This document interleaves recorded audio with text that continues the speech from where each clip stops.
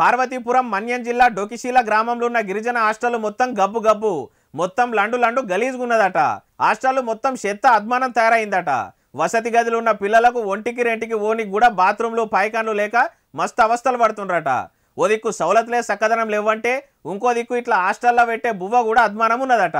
ఇసొంటి అడ్డమైన అన్నంను ఎవరన్నా నోట్లో పెట్టుకుంటారా? మొత్తం నీళ్ళల్లో వేసి తీసినట్టే ఉన్నది కదా। ఇసొంటి బువ్వను బడి పిల్లలకు పెడుతుండ్రట। అయ్యా లోకేశం సారు, మరి మీరు చదువుల శాఖను చక్కదనం చేసి ఏపీల సర్కారు బడుల రూపురేఖలు మారుస్తారనుకుంటే ఇప్పుడు ఏపీల చదువుల శాఖను మొత్తం ఆగమాగం చందన ఏవడుతురు కదా సారు।